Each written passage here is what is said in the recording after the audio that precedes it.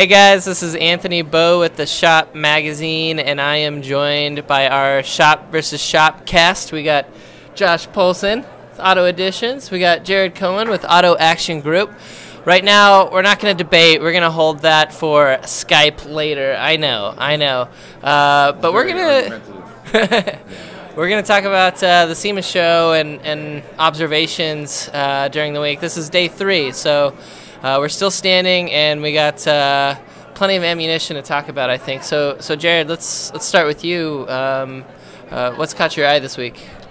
Like I said earlier, it's not so much new product. I think it's refining what we're doing and finding ways to do it better. I think this industry is on a severe pattern to grow, and we just got to find those opportunities and refine things as far as, I'm really focused on the Vision Zero movement and the technology that's associated with it, and I think it's getting better very quickly, and we're creating awareness, and that's really been my focus. And I know Josh, thinks highly of it as well. He just spoke, and I listened to him speak very well as a panelist about the new technology that's out there. So that's really my focus. That's what I'm looking at. My guys obviously look at the lifts and the truck builds, and I think that's a great business, and that's part of the growth. But it's a fad. It's a short-term look, and I think the technology is a further approach that's coming down the pipeline for us. Right.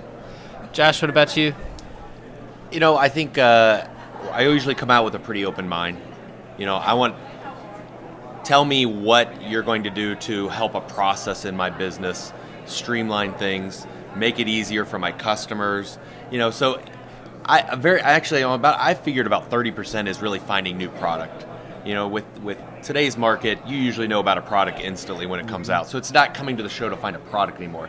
It's coming to network, strengthen those relationships that you have, really find out what's going on behind the scene, and ultimately finding some kind of a business service or a process that could help. For instance, a lot of Jeep Wrangler JL packages out there. However, you got all of South Hall to choose from. But how can you narrow it down, talk to individuals, see who you can work with, and find out how they can get that to your shop so that you can get it installed, what kind of warranty program, all those little things, that's what you come to the show for. Right. Seeing a product's cool, but I want to talk and see how the process is going to work and make sure that's ironed out. Right. Because some companies make it easier than others. Mm-hmm. Yep, and just to touch on that, we just spoke about find one thing and do it well. Do it better than you've done it. Bring it back to your company and bring it to fruition. And I think that's key, right? You come out, you want to cover your expense, right? You want to justify the travel. Right. And certainly the networking yields dividends for years to come.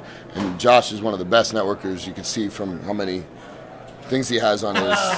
He's going to try to figure out the next thing to put on his badge. But I stole each one of these. Certainly, he's one of the top. So if you have an opportunity to meet with Josh or introduce yourself, I would do that. Yeah. Well, I think some guys, we all need to stay in our lane sometimes. Yep. You can come to the SEMA Show and you can get lost and get so distracted.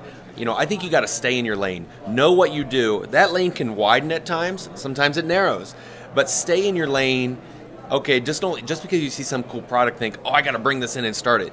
How's this going to fit with my sales team, my installers, with my existing customers? Is it something I can plug in, or is it a whole new animal that I'm going to have to devote time and energy to that I may not even have? Right. So as many cool things as there are out there, know what you do and stay in your lane somewhat. Mm-hmm. And also, just to touch on, there's other things besides what are we going to install next on the vehicle, right? So we were at a seminar today, a bunch of us, talking about how to hire employees and what that looks like today, right?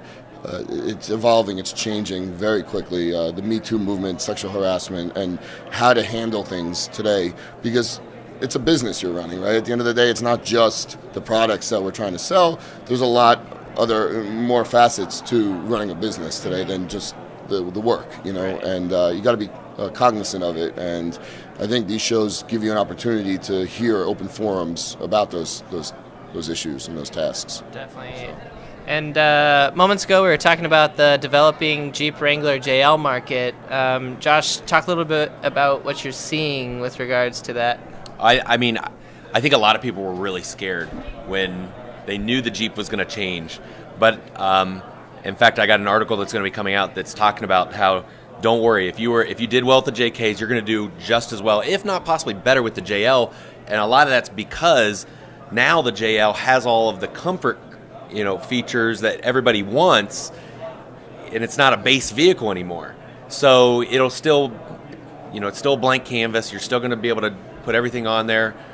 Chrysler does an amazing job with even their own financing on the vehicle, so you can have room to put in a lot of these products on. So I think the JL market is going to continue to grow. More manufacturers are going to get involved, which is what about innovation is. If there's only one or two bumper companies, the innovation isn't there. So more companies are going to do it. So you got to partner with the right people, but that's why we're here. Absolutely.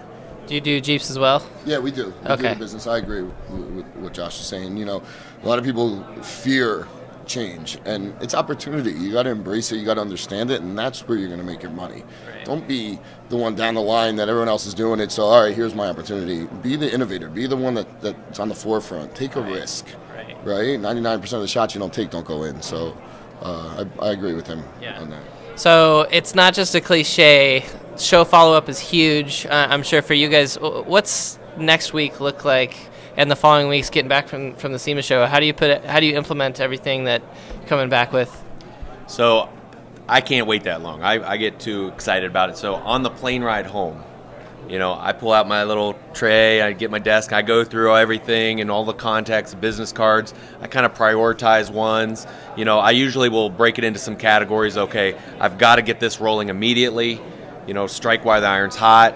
If I just set it on my desk, it'll just be put off, and eventually one day it'll just go in the trash. So, I think if you're a manufacturer out there, you need to follow up. Manufacturers are not always good about following up after the SEMA Show. I know they scan a lot of people, and there's a lot of fluff out there, but like Jared said, if you're not following up, you're not taking those chances, you're definitely not going to get anything. So follow up, because strike while the iron's hot. You got about a month here, but again, stay in your lane like we talked about. Don't try to bring too much in, but take some of your ideas and set a goal. Say, when do I want this done by? And then make sure you try to implement it. So I agree with what Josh said, and I'm neurotically worse, believe it or not. So if I see something and I'm on it, I'm on it. Like my phone, I email that person right now, like right at the show, and then we have an open dialogue. So at least we have a follow up, right? Like I get back to my office next week, and we all have 100 things going on, and you lose focus. But if I started a dialogue with somebody, then it's there, it's in my inbox, and I'm gonna pursue it, right? So, but I can't agree more with the fact that a lot of manufacturers, I think, dropped the ball. If I was on their side, this would be such an opportunity for me to find new customers, sell them more product, and I mean, this is priceless, right? So, well, the first thing Jared needs to do when he gets back is update his business card. All right, congratulations, Restyler of the Year, 2018-19. You and Joe. Yeah. Welcome. Thank you very much. To the club, but it was very distinguished, given out by Pro, and so they won it this year. So they got to put that on their business cards for all their salespeople to have. Order new business cards and say, "Hey, we won 2018-19 Restyler of the Year." Thank you. Yeah, Jared, congrats. What does that mean to you? Oh, it means a lot. We work really hard, and this business is changing very quickly. So to be on the forefront and be recognized for some of the way we're molding the industry or adapting to the industry, right, is phenomenal. So I can't thank Josh and everybody on the SEMA Pro Council enough, and all the members that voted. So we're very thankful, and we look forward to continued opportunity. Yeah. Well, I know these guys look nice, but they're great at trading barbs. So hope you continue watching Shop versus Shop when we take up more debate issues that have to do with running a business in this market and just being in the industry altogether. So thanks for joining me, and thank you for watching. Thank you.